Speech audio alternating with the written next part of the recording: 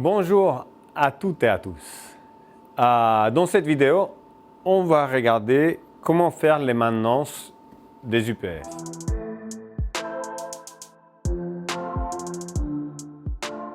Pour les UPS, il y a deux gammes de maintenance. Il y a la maintenance mineure qui se fait tous les 3 mois et la maintenance majeure qui se fait tous les 6 mois.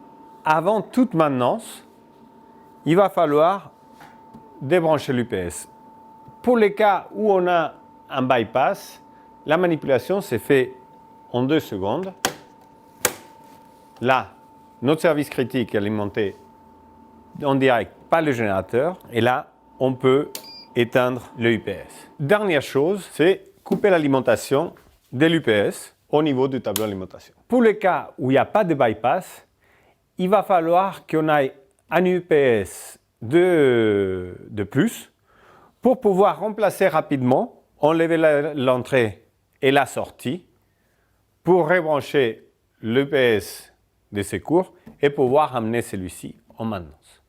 Pour les services mineurs, la première action, ça va être de dépoussiérer l'arrière de l'UPS. Normalement, ici, on a pas mal de poussière. On peut utiliser soit un aspirateur, soit une brosse à poil doux. Le deuxième pas, c'est de nettoyer les filtres.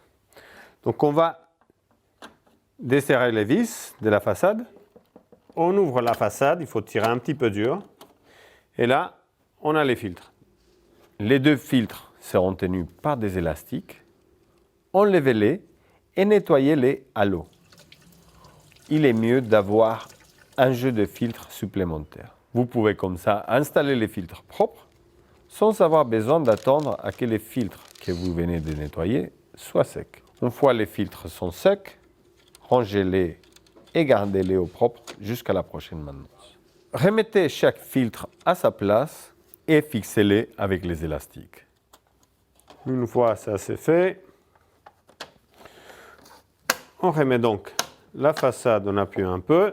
Une fois la maintenance mineure est finie, on va remettre en service. Si on a le bypass, on va remettre le disjoncteur d'alimentation sur on, on va rallumer l'UPS et la batterie et on bascule l'inverseur de source sur la position UPS pour alimenter le service critique. Si vous avez utilisé un UPS de secours pendant que vous faisiez la maintenance, maintenant, vous pouvez donc remplacer ces UPS par celui que vous avez fait la maintenance et n'oubliez pas d'enregistrer toutes ces manipulations sur mémo. Maintenant, on va parler de la maintenance majeure de l'UPS. Pour cette maintenance, il faut absolument avoir un UPS de remplacement parce que la maintenance va prendre plus longtemps et il faut la faire dans l'atelier. Il faut donc tout débrancher pour pouvoir le déplacer à l'atelier. Ça se commence comme la mineure par un nettoyage de la partie arrière de l'UPS et le nettoyage de filtres. La deuxième partie est donc d'ouvrir le couvercle de l'UPS. Attention, les condensateurs peuvent être encore chargés. Faites attention à ne pas les toucher. On va utiliser notre aspirateur à nouveau pour aspirer. Un point important, c'est si jamais vous êtes amené à utiliser un compresseur d'air, il faut faire attention parce que lui, il peut avoir de l'humidité et donc il faut bien laisser sécher avant de le remettre en route parce que vous pourrez avoir mis de l'humidité sur la carte et ça peut être dangereux. Okay? Donc là maintenant qu'on a fini de nettoyer l'intérieur, on va remettre le couvercle.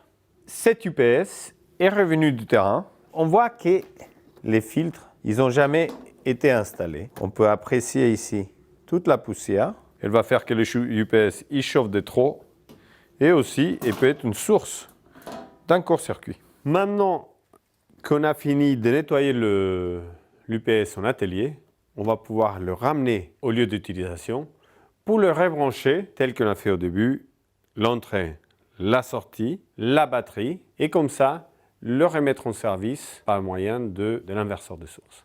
Pour plus d'informations sur les UPS, chargeurs inverteurs ou même les batteries, n'hésitez pas à aller sur MyMSF où vous pourrez télécharger des documents de référence sur ces sujets. Merci d'avoir regardé cette vidéo et je vous souhaite Bon courage. À bientôt.